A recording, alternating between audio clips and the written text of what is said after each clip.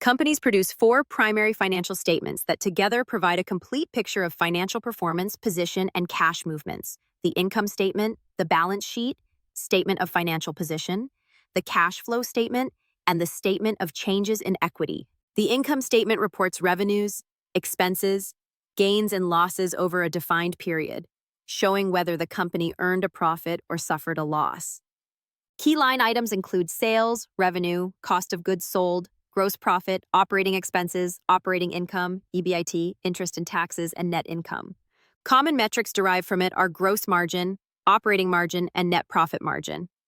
Because it is prepared on an accrual basis, net income can include non-cash items, depreciation, amortization, and timing effects, receivables, deferred revenue. The balance sheet is a snapshot at a point in time of what the company owns, assets, and owes, liabilities, and the owner's residual interest, equity.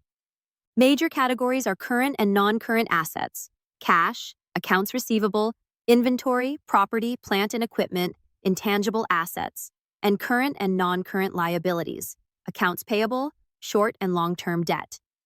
The fundamental equation is assets equals liabilities plus equity. Balance sheet analysis focuses on liquidity, current ratio, quick ratio, working capital, and solvency leverage, debt to equity, interest coverage. The cash flow statement reconciles beginning and ending cash by reporting cash inflows and outflows in three sections: operating activities, cash generated from core business; investing activities, cash used for or generated by buying, selling long-term assets; and financing activities, debt and equity financing, dividends. It shows actual cash movement and helps assess the company's ability to meet obligations, invest, and return capital.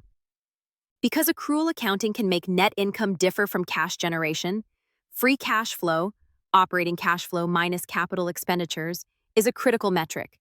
The statement of changes in equity explains movements in owner's equity during the period: contributions, distributions, net income, other comprehensive income, and share-based transactions, linking net income and dividend policy to equity balances.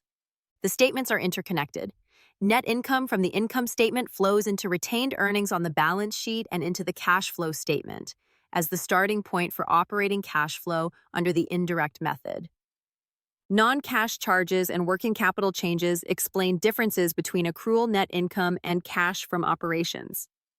Investing and financing activities on the cash flow statement change asset and liability balances on the balance sheet.